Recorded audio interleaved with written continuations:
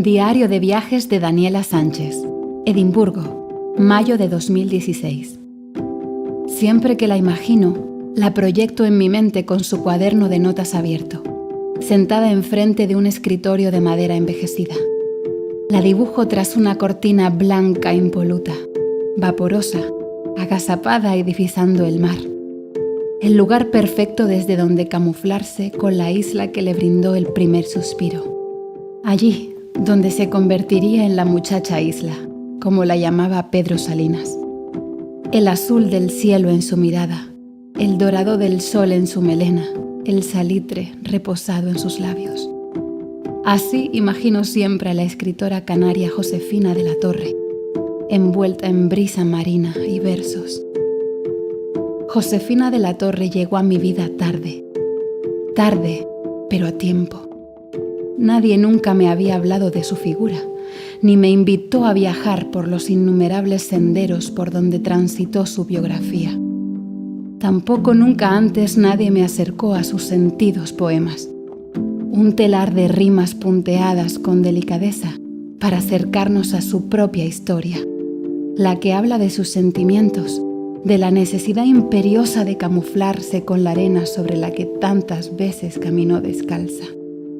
Pero también de bailar con las olas, de transitar por los laberintos de la memoria en donde, a veces, nos condenamos a permanecer atrapados eternamente. Pero como todo en la vida, las situaciones se dan en el momento adecuado, ni antes ni después. Aún recuerdo el día en el que me topé con ella por primera vez, o más bien con su recuerdo. Era invierno. De esos días de invierno de plomo en los que el ánimo no lo levanta ni una cafetera rebosante. Caminaba ausente por los pasillos de hormigón del edificio de la Facultad de Humanidades de mi isla. Intentaba buscar una fórmula matemática con la que solucionar mis problemas, que no eran más que la propia cotidianeidad de cualquier mortal. Así, con el alma sumida en la languidez más extrema, me detuve al escuchar unos versos que flotaban en el aire. Alentada por la curiosidad y por la sensibilidad que transmitían las letras de aquella lírica, me acerqué, tímida, a la puerta que estaba entornada. Un profesor con voz radiofónica y con buen conocimiento sobre cómo modularla, sostenía un libro titulado Poemas de la Isla. Recitaba con cadencia y emoción. Recuerdo que apoyé la cabeza en la puerta y cerré los párpados. Dejé que toda la poesía que pululaba alrededor se asentara en mi piel y terminara filtrándose directamente en mi corazón. ¿Cuál sería el nombre que firmaría esos poemas? ¿Qué historia habría detrás de todas esas palabras colocadas magistralmente para hacerme soñar? Estaba dispuesta a averiguarlo. Quería saber, conocer el rastro que dibujaba la tinta de su autora. Tras un punto final y una pausa dramática, el profesor cerró las tapas del libro, rompiendo el silencio absoluto que reinaba. Cuando la audiencia reaccionó y los universitarios bajaron desde el cielo literario al infierno de la realidad, aproveché para colarme en el aula. Me acerqué al narrador, que me había ofrecido aquellos minutos de gloria. Interesante fue la conversación que entablamos, con un productivo intercambio de impresiones que se balanceaban vertiginosamente entre lo banal y lo trascendental. Me contó que la culpable de aquellos poemas se llamaba Josefina de la Torre Millares, una de las representantes femeninas más importantes de la literatura canaria.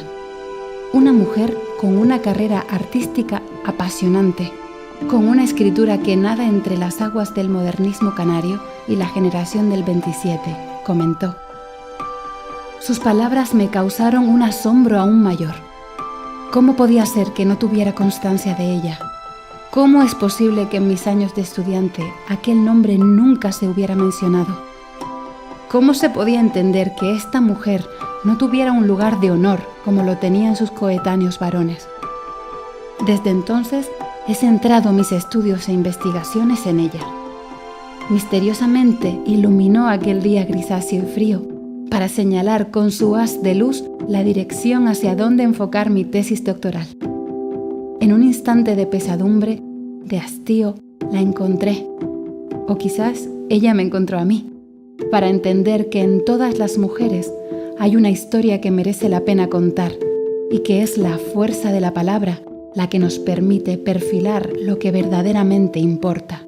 La raíz desde donde todo parte, el afecto que profesamos y que nos profesan, los valores que nos definen, la protección y el amor de las familias, el sentirse unido a una isla, la física y la mental, la soledad, la nostalgia, la entrega, el destino abriéndose paso a través del transcurso del tiempo. Josefina, la poeta, la amiga, la periodista, la hermana, la actriz, la nieta, la cantante, la esposa. También Josefina, la que no se rindió, la que renunció a tanto por su profesión, la que vibró con el sonido ensordecedor de los aplausos y la que se recluyó del mundo. Ella, que transitó por pasadizos de felicidad y tristeza, la que murió pero aún vive en su propio legado y en el recuerdo de quienes la amaron y admiraron. Josefina, la que se codeó con la historia y ayudó a escribirla, la que se enamoró, lloró ausencias y celebró cada encuentro. También la soñadora y la realista, la que robó sonrisas y enjugó lágrimas. La muchacha isla de Pedro Salinas, una de las sin sombrero, la que firmaba como Laura de Comminges. Josefina la niña, la joven, la anciana. Josefina la mujer. Fueron muchas las facetas que tuvo que asumir. Muchas, y sobre todas ellas escribiré, para que nadie la olvide, para que tenga su espacio reconocido dentro de la historia. Desde Edimburgo, desde Canarias, desde el mundo, siempre Josefina.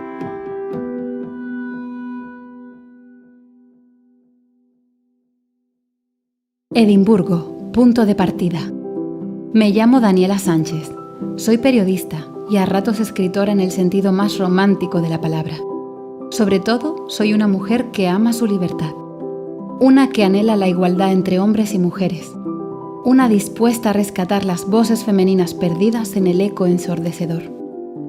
Llegué a Edimburgo en el año 2016, cuando abril le daba la mano a mayo. Un mes y medio después, la crisis entre el Reino Unido y Europa se materializaría a través del Brexit, y los españoles, como el resto de extranjeros, seríamos señalados. Como si buscarse el pan fuera un pecado como el que a veces supone el hecho de ser mujer. Precisamente, una mujer fue la razón que me trajo hasta Edimburgo. Una mujer de bandera, de esas que cuando pisan resuenan sus pasos, de las que marcan la historia sin que la propia historia sea capaz de reconocerlo. No una mujer cualquiera, sino una que destacó como un lucero en el firmamento. Fue artista, soprano, escritora, actriz, también periodista, amiga, novia, esposa. Su nombre, Josefina de la Torre. Ella inspiraría la tesis doctoral gracias a la cual gané una beca para trasladarme a la capital escocesa. Me concedían 6 meses para formarme como escritora en una ciudad con un importante legado literario. Eso sí que era una oportunidad. Al mismo tiempo, aprovecharía la coyuntura para hacer justicia y decirle al mundo quién había sido aquella escritora olvidada. Una escritora española, nacida en las Islas Canarias, su paraíso isleño donde tanta inspiración halló. Siempre a medio camino entre el grupo de quienes formaron la generación del 27 y de los modernistas canarios. También, siempre, relegada a un segundo plano. Edimburgo ha sido cuna y residencia de algunos de los escritores anglosajones más relevantes de la literatura. Robert Louis Stevenson, Sir Walter Scott, Robert Burns, Ian Rankin, Muriel Spark, J.K. Rowling. Todos han tenido alguna vinculación con esta ciudad, la primera declarada ciudad literaria por la UNESCO en 2004. Y allí estaba yo, con mi tesis recién terminada, decidida a decir alto y claro que entre todos esos artesanos de la escritura había una española a la que, como otras muchas, no se había valorado como merecía. Aterricé en la ciudad, una tarde en la que se alternaban lluvia y sol. Ese lugar sería mi residencia durante 6 meses, y la ilusión me recorría el cuerpo. Lo notaba en el palpitar de mi pulso, pero también en el temblor desmesurado de mi mano izquierda.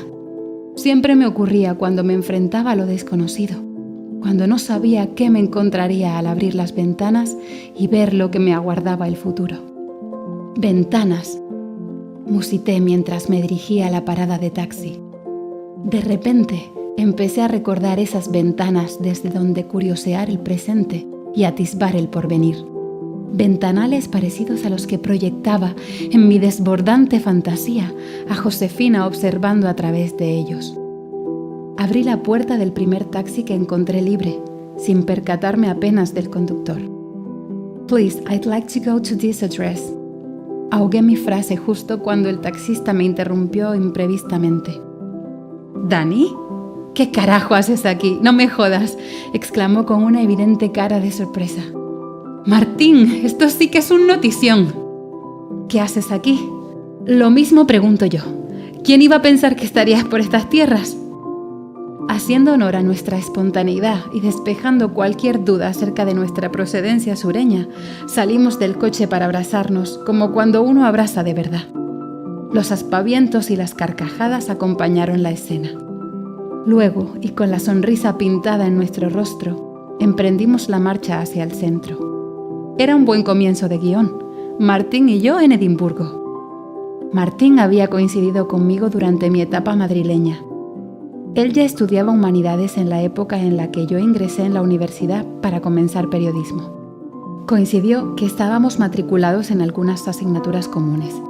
En una de esas clases, concretamente en teoría aplicada de la comunicación, un tostón por cierto, nos conocimos. Desde entonces quedábamos para asistir a las charlas que organizaba el club de lectura de la Facultad de Comunicación, para pasear o simplemente para hacernos compañía. Lo cierto es que Martín pasó de ser un completo desconocido a convertirse en una suerte de novio un tanto sui generis. Me encantaba, pero sabía desde el primer segundo que aquello no funcionaría. Y no me equivoqué. 2 años después, Martín desaparecería casi sin avisar, justo cuando rompimos nuestra relación. Ya habían transcurrido prácticamente 10 años desde nuestra despedida. "¿Y bien, cómo estás? ¿Qué ha sido de tu vida?", me preguntó más calmado y con la voz teñida de unas motitas de timidez. "Pues feliz de estar aquí. Acabo de terminar mi tesis y me han concedido una beca para venirme 6 meses. ¿Qué te parece? No está mal, ¿no?", contesté mientras le dedicaba un guiño por el espejo retrovisor. "¿Y tú? Cuéntame. Hacía tanto que no sabía de ti". "Lo sé", contestó apenado. Después de que lo dejáramos, necesitaba distancia y, sobre todo, acabar la carrera. Tanto tu llegada como tu salida de mi vida fueron algo así como un tsunami emocional. Decidí concentrarme en mí. Terminé los estudios y encontré trabajo en una revista sobre cine. En Mutaciones fui redactor durante 5 años. Escribía crítica literaria y cinematográfica, artículos de opinión, entrevistas... ¡Una revista!, interrumpí sin darle tiempo a continuar. Siempre quisiste trabajar como redactor. Era tu sueño, ¿me equivoco? Sí, lo era, entre otros, continuó después de tomar aliento. Luego decidí probar suerte por estas tierras.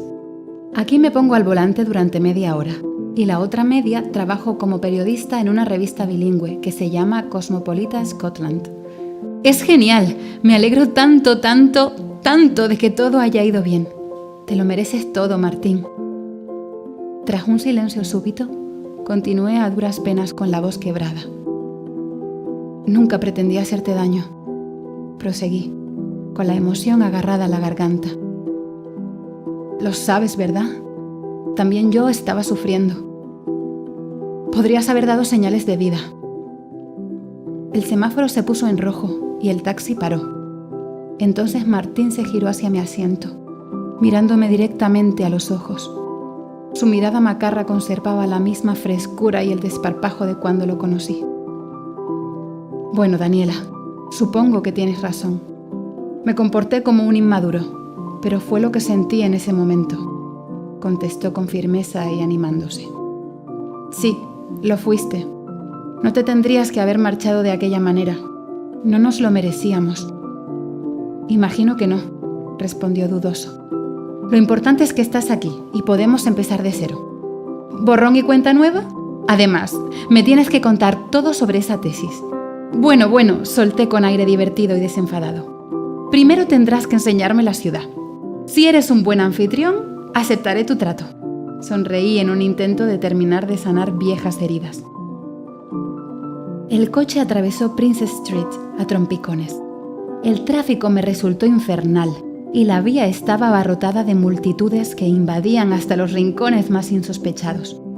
Sin embargo, la ciudad era un cuento de hadas que se desplegaba ante nosotros, como un tocho de cartas que un croupier lanza a los jugadores sobre la mesa de juego. Sobrecogida, observé el Walter Scott Monument, inaugurado en el siglo XIX. El monumento más grande en honor a un escritor se alza en el corazón de Edimburgo. Presenta una aguja gótica que parece querer besar a los dioses y se ubica junto a la Waverley Station. ¿Una estación con nombre de novela clásica? Me pirran este tipo de referencias literarias, lo reconozco. Edimburgo me había ganado casi sin conocerla. ¿Qué habría pensado Josefina si le hubieran dedicado a algo tan majestuoso? Seguramente no le habría gustado. Ella era una mujer sencilla, alejada de cualquier pretensión. Escribía por el amor a las letras, desde las entrañas. Respiraba y exhalaba poesía, sin que ni tan siquiera yo lo esperara. Como si hubiera sido poseída por la propia Josefina, comencé a recitar en un susurro uno de sus poemas en alto. Martín, que conducía hasta el este de la capital escocesa, me miraba tras el retrovisor. Quisiera que en lugar de este abril y este mayo, y de este sol que nace con el aire temprano, fuera otra vez, de nuevo, que el marzo incompleto. No tenía principio ni fin, era mitad, centro predestinado, eje de un solo sueño. Ay, yo hubiese querido que como rueda libre del recuerdo este marzo girara. Yo lo tengo prendido entre mis sienes, pero así no lo quiero. Haber sido una vez círculo de este anhelo, girar constantemente por el mismo momento. Y ahora 18 y 27 luego, y en esas fechas girar con mi desvelo. Pero este abril lejano y este mayo en silencio que dejaron mis voces encerradas por dentro, ¿qué saben de este marzo sin medida incompleto? ¿Josefina de la Torre? Ya sabes que siempre fue mi escritora favorita. De hecho, tengo un proyecto que quiero llevar a cabo ahora que he recibido esta beca. Ella se lo merece, y este será mi pequeño y humilde homenaje. Ya te contaré, todo a su tiempo. Ahora enséñame ese lugar tan espectacular que me dijiste que veríamos. Martín detuvo el coche en Waterloo Place. Subimos unos pocos peldaños antes de adentrarnos en una avenida que nos conduciría directamente hasta la perspectiva más fotografiada de Edimburgo. Nunca pensé que también sería una de las más bonitas que alcanzara a ver. La imagen me sobrecogió precisamente cuando Martín extendió sus brazos sobre mis hombros. Noté su cariño abrazándome.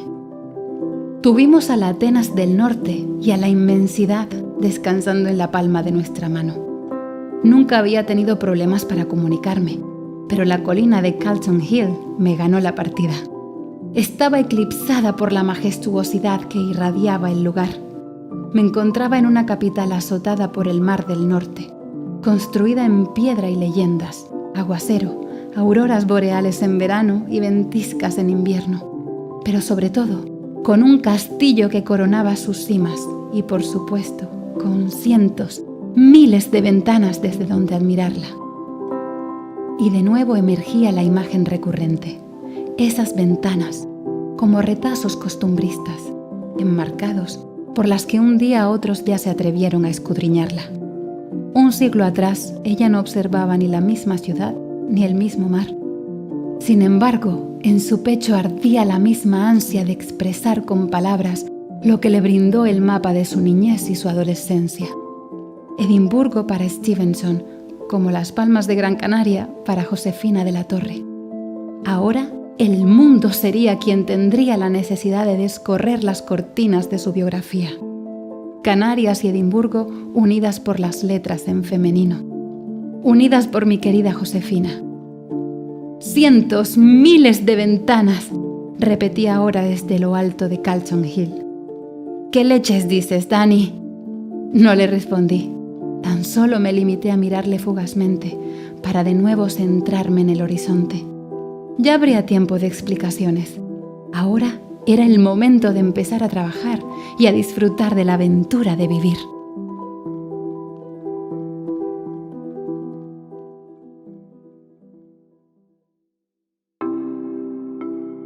Diario de viajes de Daniela Sánchez, Edimburgo, mayo de 2016.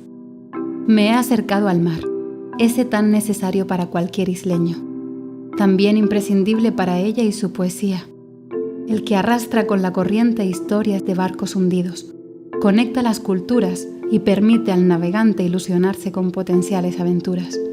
Un mar que cala, especialmente cuando uno ha crecido en su ribera. Un mar que siempre estuvo presente en Josefina, también en mí. Atisbo su orilla y mis pensamientos me trasladan hasta el Atlántico, el inmenso océano que baña las Palmas de Gran Canaria. Mi ciudad natal y la de la poeta canaria forma parte del paisaje capitalino. En 1907, aquella ciudad de provincias nada tenía que ver con la actual capital Gran Canaria. Ese fue el año en el que Josefina nacería en la casa familiar de la Plaza de San Bernardo. El bebé llegaba en los albores del desarrollo, en muchos aspectos, de las Palmas de Gran Canaria. Sin duda, la construcción del puerto, que vería finalizado antes de concluir la primera década del siglo XX, el llamado puerto de refugio, supuso una mejora histórica sin precedentes. La futura poeta aparecía en escena cuando los alisios soplaban aires de cambio, de ferviente deseo de modernidad, de deseo frenético de cultura. En esos años, el actual puerto de la Luz y Las Palmas comenzaba a tomar protagonismo a escala internacional, aunque todavía quedarían algunas décadas hasta su finalización. Se consolidó a escala internacional y contribuyó indiscutiblemente al impulso económico del archipiélago, y precisamente fueron algunas empresas británicas las que incentivaron este desarrollo y quienes controlaron el desarrollo comercial en las islas. El Atlántico cobijaba así al que se convertiría en uno de sus puertos más internacionales. Esta obra de ingeniería marítima facilitó la entrada de productos, mercancías, progreso, mejoras. Además, fue un medio por donde se colaron la creatividad, las letras y las nuevas posibilidades para dar rienda suelta al arte.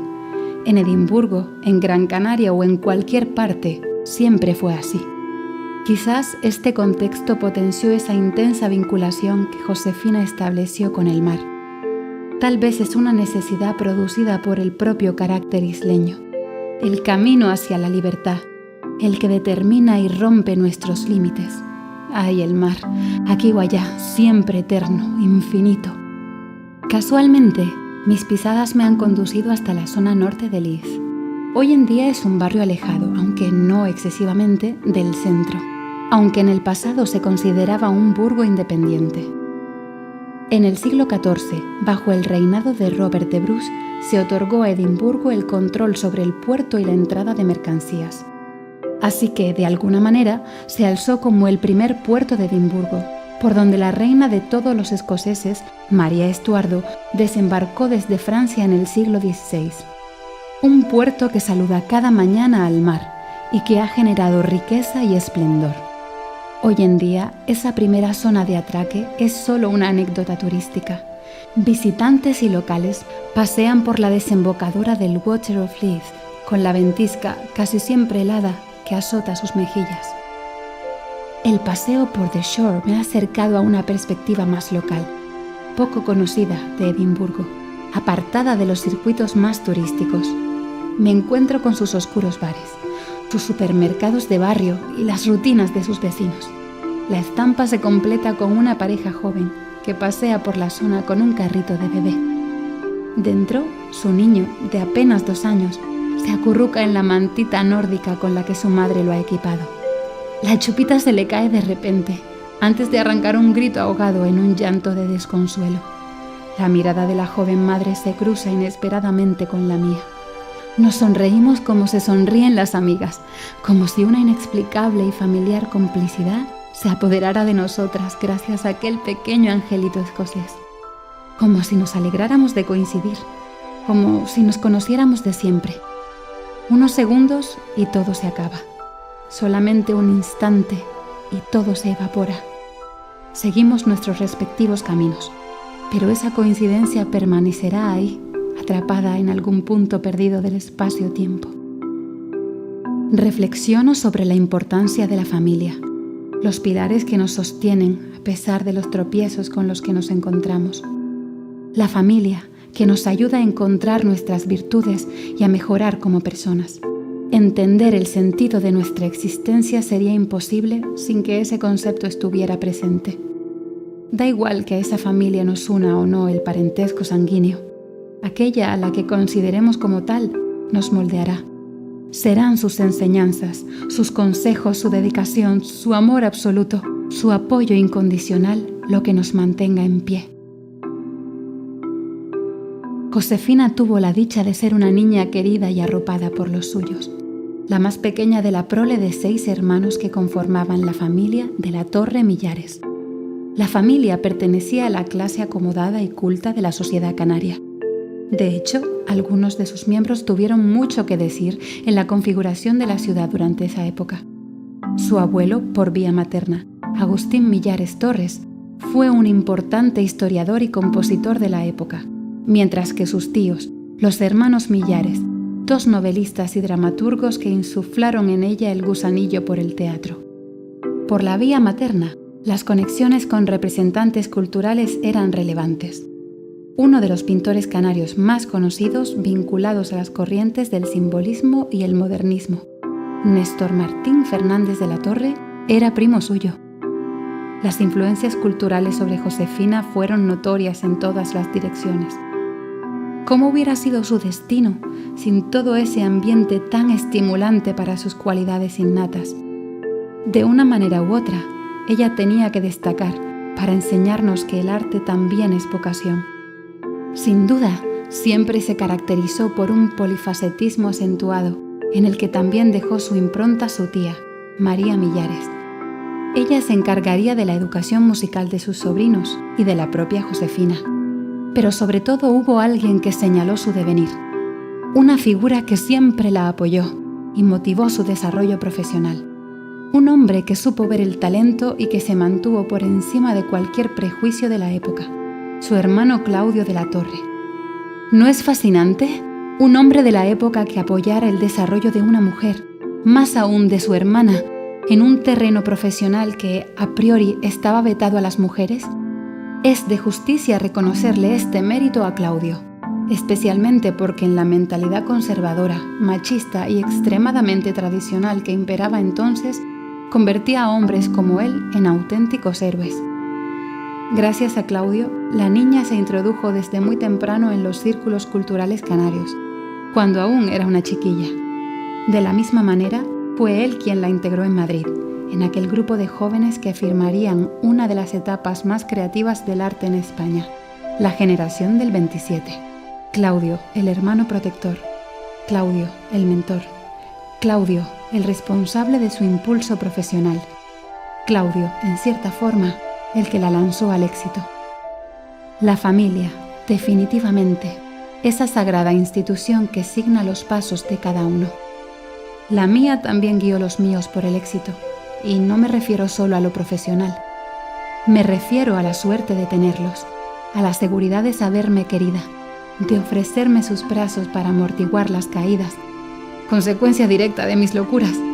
Fueron quienes me enseñaron el poder del respeto y el cariño, la valía de aprender y el interés por entender la sociedad en la que danzamos. Mi infancia no estuvo colmada de grandes lujos. Fuimos una familia humilde, pero nunca faltó lo imprescindible. Mi padre y mi madre trabajaban sin descanso para ofrecernos una buena educación. Poderosa arma, especialmente para nosotras, mujeres que hasta relativamente poco no tenían la oportunidad de construir una carrera profesional. Aún recuerdo esas certeras palabras. Lo único que les podemos dejar es todo nuestro amor y una buena educación. la llave para alcanzar esa independencia anhelada por todos. Especialmente pienso en mi madre y en su enorme deseo de estudiar.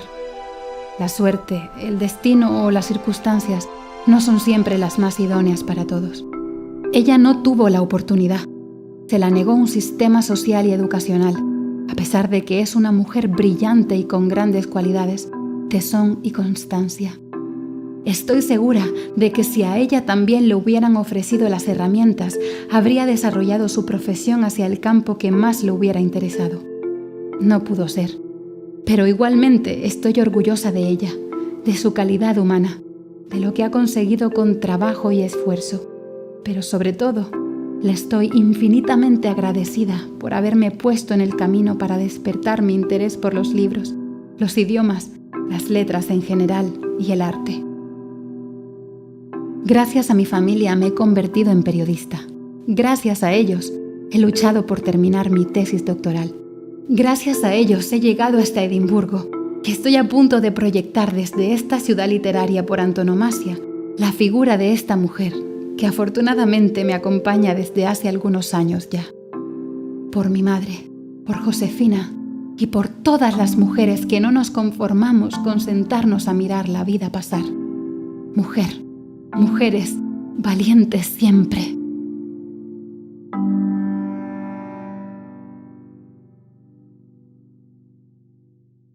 Comienza la aventura. La Universidad de Edimburgo es toda una institución que desde el siglo XVI juega un papel fundamental en el ámbito cultural, científico y educacional para la sociedad edimburguesa. Por sus aulas pasaron personalidades de la talla del filósofo David Hume o del escritor y médico británico Sir Conan Doyle, creador del detective entre detectives, Sherlock Holmes.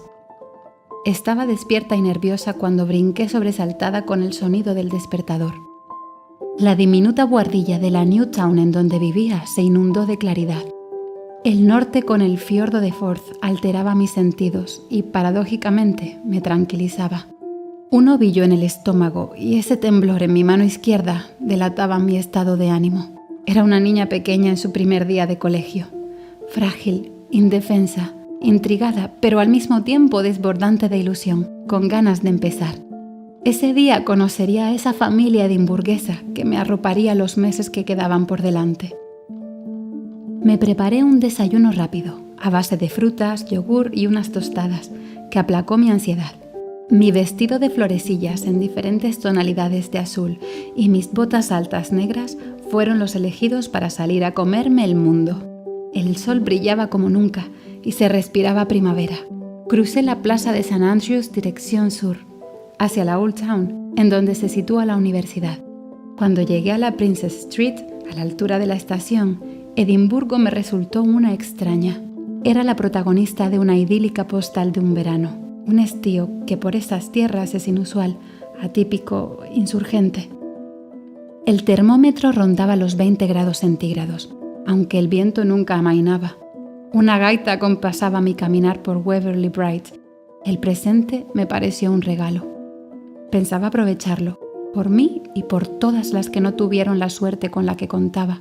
Era el día elegido para reescribir la historia de las mujeres escritoras, para abrir muchos más huecos en aquel muro que impedía nuestra visibilidad, que ahogaba nuestras palabras en un océano donde los hombres eran los capitanes generales. Era la hora de acabar con aquella rancia posición de grumete a la que por tan largo periodo habíamos sido relegadas. Al llegar me quedé boquiabierta. Había visitado el edificio universitario unos días antes, pero la solemnidad del inmueble y las ganas de estudiar allí me producían una emoción fácilmente apreciable. Recorrí la galería alargada hasta encontrar la clase donde se impartía la asignatura favorita en la que me había matriculado: escritoras hispanoamericanas olvidadas. Me parecía como si la hubieran organizado expresamente para mí. La habitación asignada para impartir la materia no era muy grande. Con paredes de piedra y pupitres de madera, me resultó un poco fría. Casi todos los asientos estaban ya ocupados por mis compañeros, casi todos hombres que rondaban la treintena.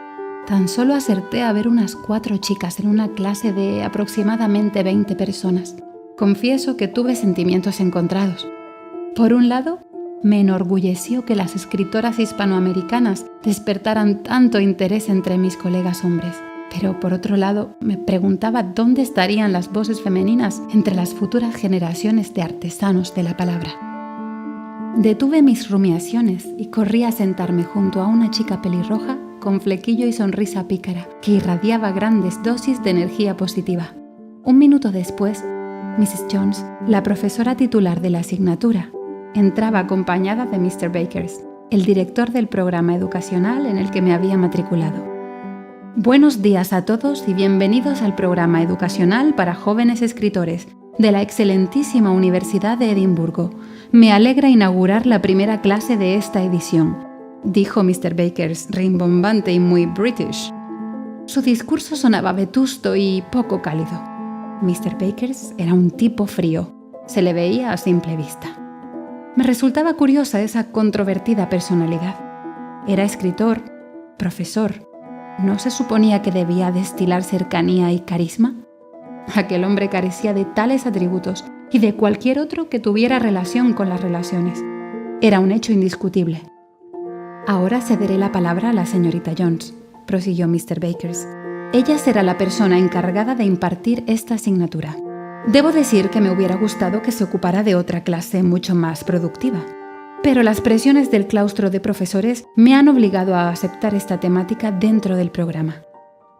¿Perdón?, dije en un susurro casi imperceptible. ¿Qué clase de payaso era aquel? ¿Cómo se podía presentar así un posgrado donde se supone que deben reinar la fuerza de los valores más nobles? Es un viejo misógino y amargado que no soporta a las mujeres. Pero a cada cerdo le llega su San Martín, tranquila. Por cierto, me llamo Anne Brownish, sentenció segura y risueña aquella chica pelirroja junto a la que me había sentado. Encantada, Anne. Soy Daniela Sánchez y me da la impresión que vamos a convertirnos en buenas compañeras, sonreí. Sentí una fuerte complicidad entre ambas. Sabía muy secretamente que sería protagonista de las vivencias que Edimburgo me tenía destinadas. Empezaba a ponerle cara a uno de los miembros de la familia que empezaba a fraguarse. ¿Cómo es posible que pueda ser el director del programa educacional? Así, tan retrógrado. ¿Cómo se puede permitir eso? El machismo, respondió iniciando un corto pero tajante discurso, no es solo un problema de determinadas culturas. Es una situación indeseable que afecta a la sociedad en general. Una lacra contra la que aún queda mucho por hacer, también aquí en Reino Unido. El siglo XXI será nuestro momento, el siglo de las mujeres. Después de 5 minutos en los que el profesor Baker continuó con su arrogancia, patrañas y sinsentidos, por fin la señorita Jones pudo dirigirnos unas palabras. Muchas gracias, Mr. Bakers, por cederme la palabra, comentó con un puntito casi invisible de ironía. Lamento no estar de acuerdo con algunos puntos de su exposición. Creo que nuestros alumnos aprenderán muchísimo de esta asignatura que hemos organizado con tanto cariño. Le prometo que me encargaré de que así sea. La importancia de las voces femeninas enriquecen el legado literario. Existen muchas mujeres, especialmente en la literatura hispánica, que crearon auténtico arte con las palabras, pero nacieron en un entorno poco favorable para su desarrollo. Mrs. Jones, por favor, no empiece ya con su charlatanería feminista. Si no fueron reconocidas, sería porque no lo merecían. Baker seguía con su marcada impertinencia. Por favor, Mr. Bakers, no quiero entrar en un debate que ahora mismo no procede. Usted sabe que no es así. Sabe que las circunstancias de la época y el machismo arraigado fuertemente en la sociedad y en las instituciones no permitieron el desarrollo de la mujer en muchos ámbitos. La cultura y la educación fueron campos vetados para ellas, para nosotras. Pero lo dicho, no entraré ahora en una discusión con usted. Me parece bien, Mrs. Jones. Centrémonos en la apertura del curso. La tensión acaparó la sala. Todos nos mirábamos incrédulos. ¿Cómo podía haber un hombre tan ridículo e incompetente como uno de los máximos responsables de un programa educacional de literatura y humanidades? ¿Cómo era posible? Eso sí, algo positivo de todo aquello. Ya había adoptado a otro de los miembros de mi familia escocesa. Mrs. Jones nos había enamorado a todos desde el principio. Ella era precisamente lo que se esperaba de una profesora, una mujer de valía y con las ideas claras. Una que no se dejaba amedrentar por respuestas misóginas y que desde el respeto diera a las mujeres el espacio que merecíamos, ni más ni menos. Es genial, ¿verdad? Conocía la respuesta a mi pregunta, pero quise compartirla con Anne. ¿Quién podría decir lo contrario? Fue mi profesora en varias asignaturas. Te diré que aprendí en sus clases más que en todos mis años de estudiante. No me sorprende. Se le ve una mujer preparada y con mucha templanza, sobre todo para tratar con esta clase de tipejos. Uno a uno, fuimos presentándonos ante el resto de compañeros. Mrs. Jones nos escuchaba atenta. Mr. Bakers, por el contrario, se mostraba pendiente cuando hablaba algún alumno varón. Un halo de desprecio y desautorización envolvía su pose cuando llegaba el turno de las pocas mujeres que estábamos en la habitación. Lo percibí desde que Anne comenzó, con toda la humildad del mundo, a explicar que era doctorada en literatura inglesa y especializada en la escritora británica Virginia Woolf. Anne era pequeña, pero muy grande. Sus pecas y su pelo azafranado le daban un aspecto de niña sagaz. Realmente era como si nos tomara el pelo cuando nos decía que era doctora. El director no prestó atención ni un segundo a las palabras de mi nueva amiga. Lo peor, su falsa diplomacia británica. Su actitud, aunque intentaba disimularlo, lo delataba, y era evidente que la situación lo carcomía por dentro. No soportaba que estuviéramos allí. No obstante, se tendría que aguantar, porque no contemplábamos claudicar. Cuando llegó mi turno, me flaqueaban un poco las piernas, y el ya conocido temblor en la mano izquierda me alertó. Hablaba con soltura inglés, pero era obvio que mi acento y mis rasgos evidenciaban mi procedencia. Empecé y me centré en desgranar las razones por las que había recalado en Edimburgo. Mi tesis sobre Josefina de la Torre y la beca que me había sido concedida impresionaron a Mrs. Jones, que me interrumpió. «¡Daniela, qué maravilla!», exclamó con júbilo. «Bienvenida a nuestro grupo. Seguro que tus aportaciones serán muy fructíferas para toda la clase y muy especialmente para esta asignatura». Nunca había escuchado hablar de esa escritora, así que estaremos encantados de que en las próximas lecciones profundicemos sobre su biografía y su obra. ¿Te apetece? Por supuesto, Mrs. Jones. Estaré encantada de poder compartir mis investigaciones con todos mis compañeros. Será un placer, respondí al tiempo que recuperaba mi seguridad. Estaba infinitamente satisfecha de haberme encontrado con aquella profesora. Parecía más una confidente, una heroína de la enseñanza o un referente a seguir. A sus 40 y tantos parecía físicamente más joven, aunque unas preciosas patas de gallo insinuaban que estaba más cerca de los 50 que de los 40. Su dulzura no restaba ni un ápice de brío a su sugerente personalidad. En el otro lado, la balanza se inclinaba hacia la cruz de la moneda, la que ilustraba a Mr. Bakers. Durante mi intervención, él casi ni me miró. Tan solo hojeaba un libro de Walter Scott, que sus manos sujetaban con nervio. Aunque de vez en cuando, sin levantar la vista, una mueca de desaprobación se le escapaba. No se atrevió a decir ni una palabra.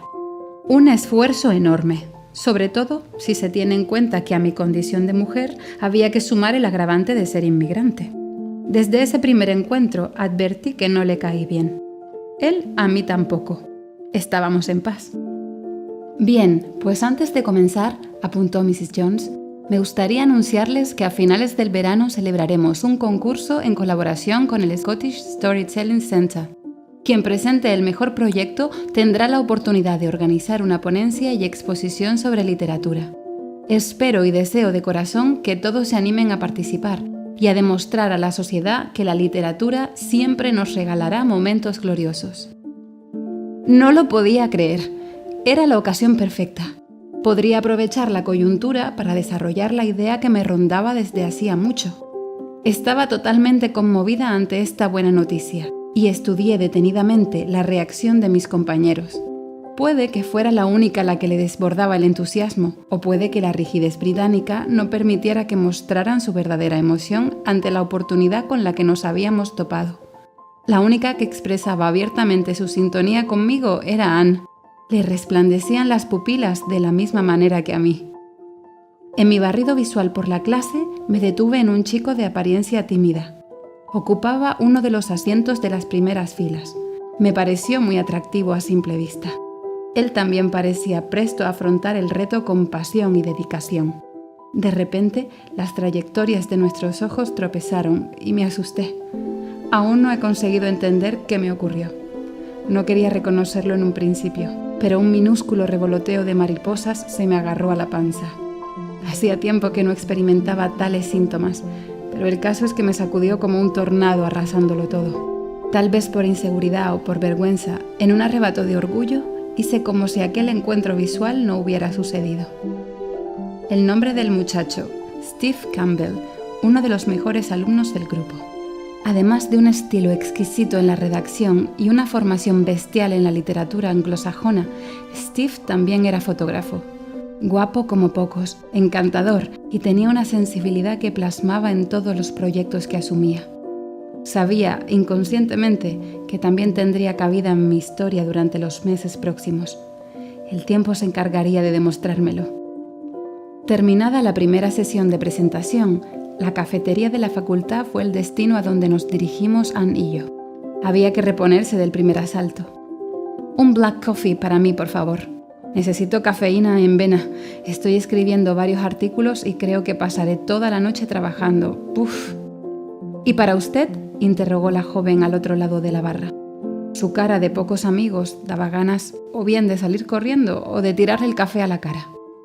Pues para mí un peppermint tea con azúcar moreno, si puede ser. Gracias. La camarera se retiró con la misma mala gana con la que llegó. La cafetería estaba repleta, pero la parsimonia escocesa afloraba entre el personal. Me encantó cómo la profesora Jones le dio una bofetada sin mano al estúpido que tenemos de director de estudios. Ann mostraba en cada palabra su rabia por el desastroso encuentro con el profesor Bakers. Es la historia de siempre, señalé abatida. No creo que los hombres sean nuestros enemigos, pero este personaje es la antítesis de lo que se espera de cualquier hombre, o mejor dicho, de cualquier persona. La conversación avanzaba entre el barullo de los estudiantes, las cucharillas chocando con las tazas y las cafeteras rechinando. A veces pienso por qué. ¿Qué nos hace diferentes? ¿Cuál es la razón que nos ha subyugado durante siglos al dominio masculino? También me he hecho esa pregunta cientos de veces. Son ese tipo de preguntas sin respuesta ante las que solo se puede actuar. La desesperanza volvía a hacerse presente. Ann revolvía insistentemente la cucharilla dentro de la taza del black coffee. Yo no paraba de abrir sobrecitos de azúcar moreno para endulzarlo como si no hubiera un mañana. Como en un impulso, Ann reaccionó, disparando en alto sus buenas intenciones, como un cañón sin control. ¡Actuar! ¡Eso es! A nosotras nos corresponde esa misión. Daniela, ahora es nuestro momento. No digo que pretendamos tapar el sol con un dedo. No vamos a poder acabar con el machismo de un escobazo. Eso sí, podemos hacer pequeñas acciones que ayuden a mitigarlo, que aporten valores a las nuevas generaciones, que creen conciencia social. Brevemente, el discurso se teñía todo de un verde esperanzador, clarificador. ¿Qué propones, Anita? Te acabo de conocer, pero esos ojitos tuyos me hacen intuir que se está tramando un plan en esa cabecita pelirroja. Daniela, lo que te quiero proponer es la fundación de un club de escritura. Un club de escritura en femenino. Explícate. A ver, Danielita, no excluiremos a los hombres, pero lo enfocaremos preferentemente hacia ellas. Procuraremos que nos acompañen mujeres que engloben todos los perfiles posibles. Amas de casa, señoras mayores, universitarias, quien quiera contar su realidad desde su perspectiva femenina será bienvenida. Ann no había terminado su argumentación feminista, pero no hacía falta que dijera nada más. Me había convencido sin gran trabajo. La conexión que se estableció entre nosotras había sido tan fuerte desde el principio que tenía la impresión de que con ella podía ir hasta el fin del mundo. ¡Me encanta! Un espacio para fomentar la escritura y dar visibilidad femenina. Recuerda, querida, una mujer debe tener dinero y una habitación propia para escribir sus propias novelas. Apuntó pícara. Ya sabes, no puedo dejar de parafrasear a mi Virginia Woolf. Las risas y el alboroto se colaron en la conversación antes de seguir. Nosotras les daremos esa habitación desde donde escribir y seremos su megáfono de cara a la sociedad. ¿Cuándo empezamos?, respondí. Ya mismo, no hay tiempo que perder. Hablaré con la profesora Jones. Quizá pueda ayudarnos con la organización. Creo que en ella podremos encontrar un enorme apoyo. Te veo mañana en clase. Ahora me voy en busca de la señorita Jones. El vigor que irradiaba Anne era aplastantemente contagioso. Siempre preparada para saltar al precipicio, sin tan siquiera comprobar el arnés de seguridad.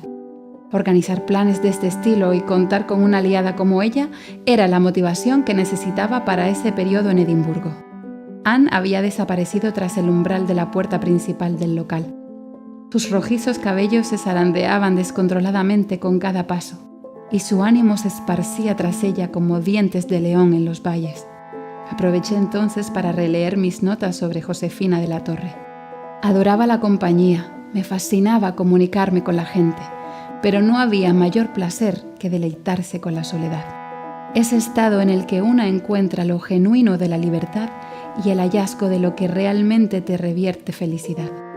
Despreocupada, me sumergí en la lectura, no sin antes pedir una segunda infusión de mentapoleo. Martín asaltó mis pensamientos, concretamente el viaje vital que habíamos iniciado hacía años. También Anne, a la que acababa de conocer, se coló en mis cavilaciones. Diseccioné durante un rato el concepto de amistad para explorar los pilares emocionales que se construyen en su nombre. Benditos amigos, la amistad. Ese estado afectivo que crea vínculos inquebrantables. Esos amigos a los que nos unimos mediante el afecto, las experiencias compartidas, los valores, los ideales. Busqué nuevamente entre mis notas. Quería releer un poema que Josefina dedicaba a sus amigos, muchos de ellos miembros de la generación del 27. Después de unos minutos encontré el poema en el que la amistad era la piedra angular.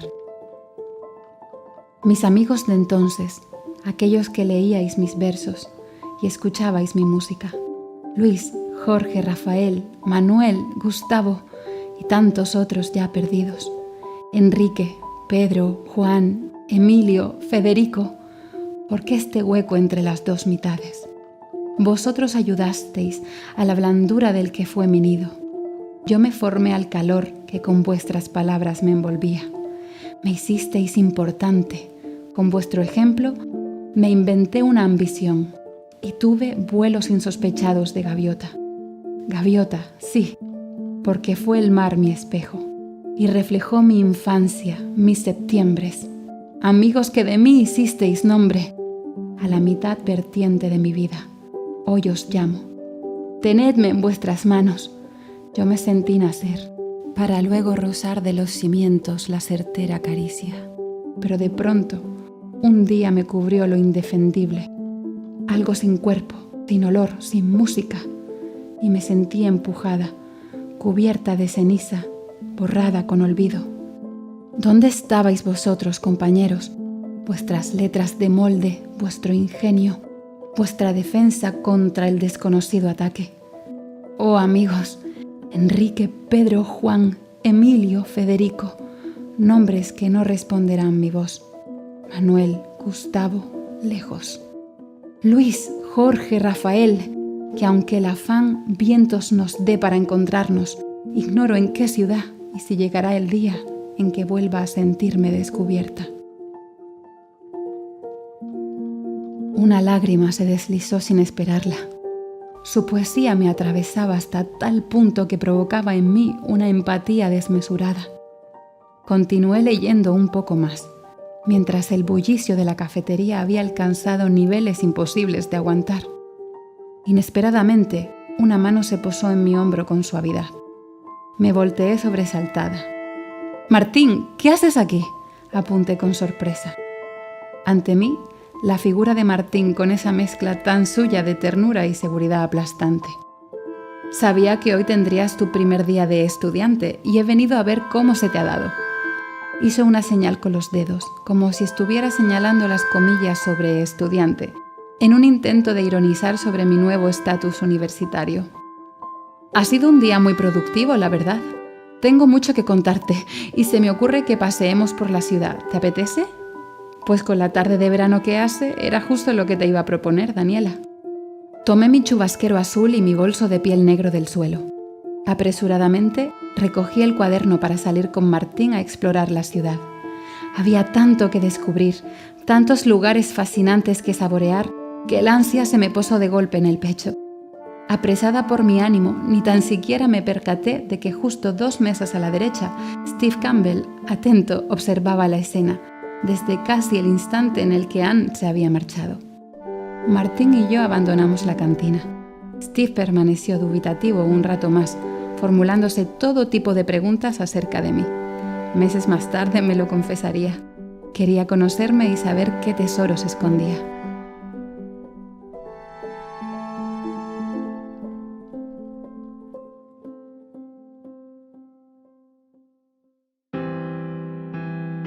Diario de viajes de Daniela Sánchez, Edimburgo, mayo de 2016. Josefina y sus ventanas, Edimburgo y sus ventanas, siempre dispuestas a ser abiertas, a contarnos las historias que cobijan entre sus marcos. Ventanas que se unen sin remedio al universo femenino. Hasta hace bien poco, nunca me había detenido a pensar en el significado de un elemento tan poético como la ventana, ni en el vínculo estrecho que ha supuesto, especialmente para las mujeres. Mucho menos en cómo ese significado se vierte de manera recurrente en la literatura y en el cine. Cuando investigaba para desarrollar mi tesis doctoral, entré en contacto con la obra de la escritora Carmen Martín Gaite. Su trabajo se adentraba en la conceptualización de este elemento tan poético, al mismo tiempo que cotidiano. La ventana ha tenido siempre para la mujer recluida en el hogar una doble función de compañía y consuelo, en sus tareas domésticas y de espoleta para echar a volar su fantasía. ¿Cuánta verdad encierra tan sencilla reflexión? ¿A quién no le inspira una ventana con buenas vistas? Y que desde el encandilamiento que nos producen las vistas desde la ventana, demostramos nuestro deseo de socializar, de sentirnos conectados con lo que se respira más allá de las 4 paredes en las que habitamos. Al llegar a Edimburgo, me percaté de que también la panorámica puede ser tan sugerente, tanto desde el exterior como desde el interior de esas ventanas. Sus habitantes casi te invitan a cotillear sus éxitos y miserias. Dicen que el presbiterianismo y su doctrina promulgadora de la honestidad y la honradez ha dejado sus consecuencias, que se expresa culturalmente en la ausencia de cortinas. Entonces uno camina, sobre todo por las calles de la New Town, y se encuentra con tramas de narraciones diversas. Las familias que se reúnen en torno a la mesa para cenar, el señor, entrado en años, que revisa sus partituras antes de sentarse frente al piano, la muchacha aburrida y recostada sobre el sofá que resucita cuando cada tarde llega su novio con el beso de rigor. Es como adentrarse en un cine con miles de pantallas retransmitiendo los trailers de la cartelera. Una cotillea sin maldad, solo con la intención de fantasear con presentes que no le pertenecen. Esas ventanas son el canal de ida y vuelta desde donde asomarse al presente. Tal y como señalaba Martín Gaite, son ese medio que acompaña y consuela a las mujeres, sobre todo en una época en la que estábamos relegadas a la esfera del hogar. Su función fue casi terapéutica. Ante biografías que se limitaban a la crianza de la prole, a los quehaceres del hogar, a la resignación, a las tardes de costura al tiempo en que la luz de la tarde caía en picado. Entre labores y preocupaciones, entre tazones de caldo de pollo y calzones por remendar, se presentaban esas ventanas como las vías para desconectar de la realidad y romper las cadenas para que la invención volara lejos, muy lejos. Medito sobre las mujeres de antes, sobre mis abuelas, sobre su infatigable lucha por sacar adelante a la familia a pesar de los pesares. En sus madrugadas en vela, de candelabro y resignación, en su ingenio para poder alimentar tantas bocas en unas islas Canarias donde había poco, o mejor dicho, donde no había nada. También rememoro a Josefina y a su fortuna. Nacer a principios del siglo XX y ser mujer estigmatizaba. Solo eran unas pocas las afortunadas, las privilegiadas que aprendían a leer. Desenvolverse en otras profesiones más allá de las labores del campo y el hogar era una bendición para unas pocas elegidas. Nacer en una familia pudiente y además vinculada a la esfera cultural de la isla también marcaba. En su caso, tuvo la suerte de experimentar universos que a cualquier otra muchacha de la época no se le hubiera ocurrido ni tan siquiera sospechar. A pesar de todo, de la fortuna, del camino algo más allanado que de costumbre, no se puede olvidar que ser mujer por entonces era un auténtico desafío. Por eso, la ventana también fue su refugio, como para otras tantas mujeres, y así siempre estuvieron presentes. Siempre que me asomaba a la ventana después de cenar, subía hasta mi altura el silencio que envolvía la plaza. Escasamente iluminada por unos arcos de luz, escondidos entre las ramas de los laureles, su quietud parecía envolver las casas y barrer las aceras. También solía yo asomarme a la ventana baja que daba sobre el mar, y también elegía para ello esa hora recogida después de la cena. Ya no podré asomarme al balcón sobre la plaza, ni a la ventana verde sobre el mar. Ambas han desaparecido. Josefina abrió su propia ventana, y por ella se colaron los aromas que desprende la libertad. De la mano de su hermano Claudio conoció al poeta canario Domingo Rivero, entre otros. Este la acogería con el cariño y respeto que acoge un maestro a su alumna. Incluso el llamado por el ensayista Jorge Rodríguez Padrón como poeta del cuerpo alababa su prematura incursión en los menesteres literarios. Tus versos se parecen a palomas que vuelan hasta las cercanas lomas para volver al nido. Eran los versos que Domingo Rivero le dedicaba a una casi niña Josefina. Su infancia y adolescencia transitarían mientras se daban a conocer las obras de tres de los representantes más icónicos del modernismo canario: Tomás Morales, Alonso Quesada y Saulo Torón.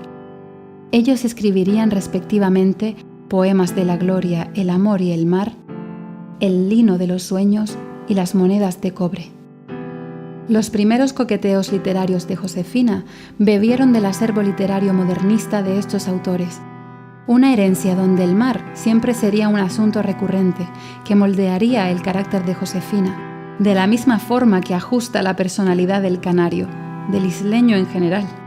A la vez, el intimismo y el aislamiento insular enfatizaría su arraigo a la tierra, los paisajes de su infancia. Fue en 1924 cuando Claudio recibió el Premio Nacional de Literatura. La escritora canaria viajaría a Madrid a acompañarlo en tan especial acontecimiento. Desde entonces, la capital española sería la escala perfecta desde donde Josefina conocería otras realidades, el trampolín desde donde saltó a otros océanos. Allí se fusionó con la brillantez de un grupo de jóvenes, los que conformaron la generación del 27. Ellos también se dejaron llevar por la fuerza de esos vientos que prometían cambios. Luego, una guerra fratricida se encargaría de apagar la llama que avivó aquellas amistades. Cuentan quienes la conocieron que la guerra civil dejó una enorme herida en ella. Todo lo que Madrid había supuesto le fue arrebatado por el conflicto bélico. No obstante, ella ya pasaría a ser, sin saberlo, una de las sin sombrero. Esas mujeres que injustamente nunca fueron reivindicadas, pero que, por supuesto, también formaron parte de esa reconocida generación del 27. Todas ellas escritoras, escultoras, actrices, pensadoras, que insistieron en seguir abriendo esos ventanales y ventanucos, sembrando letras y acordes por una España sangrante. Se destocaron el sombrero para liberarse de una costumbre que señalaba la clase social. Subieron a los escenarios e hicieron caso omiso al qué dirán.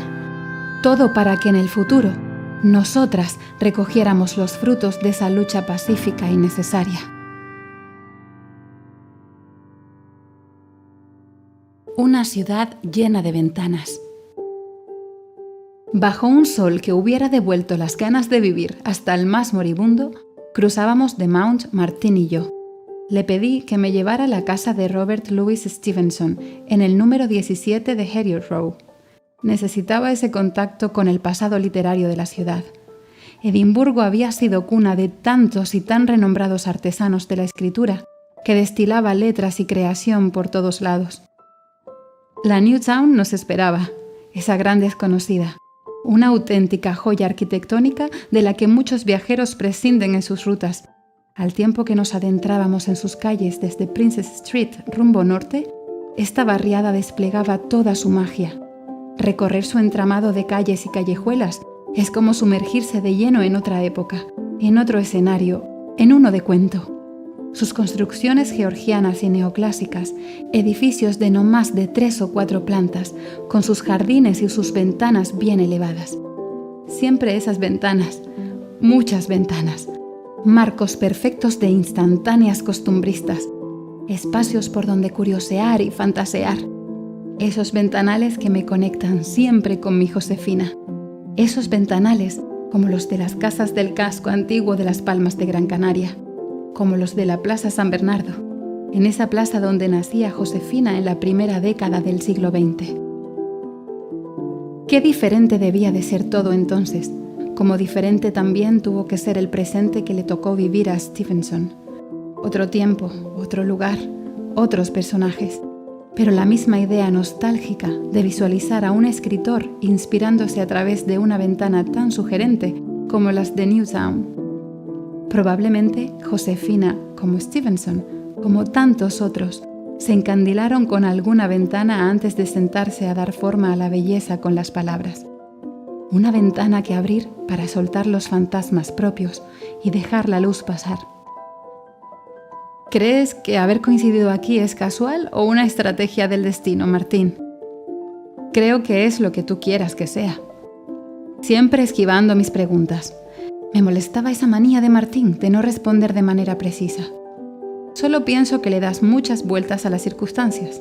La vida es y ya está. Aprende a dejarte llevar sin preguntártelo todo. Martín tenía razón. No paraba de preocuparme, de buscarle las 4 patas al gato. Estaba confundida, pero feliz de haberme reencontrado con Martín. Él había sido un pilar fundamental tiempo atrás. Luego, cuando las circunstancias cambiaron, pensé que lo había perdido, hasta que apareció en Edimburgo para desencadenarme una revolución interna de sentimientos. Se hizo un silencio incómodo que nos acompañó. Duraría, eso sí, unos segundos, hasta que una puerta roja llamó mi atención. ¡Ahí está Martín! No pude evitar emocionarme al ver la placa que indicaba el lugar en donde el autor de El misterioso caso del Dr. Jekyll y Mr. Hyde había vivido. Acercarse al hogar de un escritor al que admiras es un auténtico privilegio. Es una manera de sentirlo próximo, cercano, de transportarte con la imaginación y recrear su biografía. Entonces empatizas con su figura y con sus creaciones. Te adentras en las entrañas de sus días y te preguntas qué circunstancias le empujaron a convertirse en escritor. Sabía que te gustaría, Dani. De hecho, cuando llegué a Edimburgo y lo descubrí, me acordé de ti. Pues no te equivocaste. ¡Vamos! ¿A dónde? La cara de Martín era un poema. Pues a tocar el timbre. Quiero conocer a sus inquilinos. No me voy de aquí sin entrar. Antes de que Martín pudiera llevarme la contraria, mi dedo había pulsado 2 veces el timbre, exactamente con el mismo entusiasmo de una niña pequeña al abrir sus regalos de cumpleaños. Una mujer de mediana edad, elegante y con gafas, abrió aquella puerta roja. Era la señora McPhee, la familia que en la actualidad era propietaria de este edificio emblemático situado detrás de los Queen's Gardens. Amablemente, después de presentarnos y mostrarle nuestro interés, nos invitó a entrar en la propiedad, que hoy en día combina 2 funciones, la de hotel y la de espacio para eventos. La pomposidad de las estancias, más el añadido de saber que en ella había habitado Stevenson, me tenía revolucionada. Respiré la historia que empapaba aquella estancia y me sentí parte de ella al transitar las áreas abiertas al público y decoradas con gusto exquisito. Es para mí un auténtico orgullo mostrarles las estancias por donde transitó Mr. Robert Louis Stevenson. Sean bienvenidos a mi casa, que es también la casa de ustedes. Lo mejor de la particular visita improvisada fue el salón, sus estanterías repletas de libros y ese piano, deseoso de que alguien lo despertara de su letargo. Me enamoraron desde el principio. Nos ofrecieron un té con pastas que nos reconfortó. Entonces la conversación entre Martín y la señora McPhee empezó a girar alrededor de la literatura hispánica a nivel global. Muy a mi pesar, porque el tema me interesaba mucho, desconecté por completo, pero preferí evadirme en el encantamiento mágico de las ventanas del salón. La calle, como de costumbre, parecía insulsa, opaca, por culpa del cambiante y desapacible tiempo. 1 hora antes lucía el sol radiante, ahora llovía sin límite. Sin embargo, la calle tenía tanto que ofrecernos, palpitaban tantas vidas, realidades que merecían ser contadas. Cuando el reloj apuntaba a las 7 en punto, nos despedimos de la señora McPhee, que tan hospitalariamente nos había recibido. Habíamos pasado una tarde inolvidable en su compañía y establecimos una buena conexión con ella. Por eso le prometimos volver pronto a saludarla. Fuera, el aguacero no cesaba. Martín abrió su paraguas, amplio y cóncavo como una cúpula para protegerse. Me ofreció su brazo y sin darme cuenta me enganché a él con tal fuerza que creo que incluso le hice daño. Su compañía me proporcionaba protección y abrigo, o tal vez solo fuera el reflejo de un recuerdo que, por momentos, asomaba desde el pasado. ¿Te fijaste en las ventanas de la casa? Son fantásticas para inspirarse. La verdad es que la casa en sí es una pasada. Este pedazo de mansión motiva a cualquiera, Daniela. Hasta el que no tiene idea sobre literatura se podría convertir en escritor, después de 2 o 3 días respirando ese ambiente tan bohemio y acogedor. Es un sueño poder aproximarse a la historia de un escritor que tanta huella ha dejado en la literatura anglosajona y universal. Qué bonito sería también pasear por el hogar de Josefina, recrearse en sus objetos personales, sentirla viva a través de las estancias del lugar donde se crió. Josefina de la Torre, ¿no tiene un museo propio? Lamentablemente no. Tenía entendido que era de las 2 únicas representantes femeninas incluidas por Gerardo Diego en su antología de poesía española de 1934. Correcto, fueron Ernestina de Champursin y Josefina de la Torre las que ostentaron ese honor. ¿Cómo es entonces que aún no tiene un espacio en su ciudad natal? Eso mismo me he preguntado yo desde que la descubrí. Respondí desesperanzada por la situación. Sí que existen algunas referencias directas en edificios vinculados a la cultura y próximamente habrá una biblioteca con su nombre. Pero supongo que ese olvido declarado ha sido una mezcla de dejadez por parte de las instituciones aderezada por la falta de compromiso de rescatar las voces femeninas olvidadas. Las casas de Heriot Row, dirección a Howe Street, eran testigos de nuestra conversación. Andábamos muy juntos, guareciéndonos de la tromba de agua, bajo la protección del maravilloso paraguas. Habíamos disfrutado tanto de la tarde improvisada que solo podíamos dar gracias.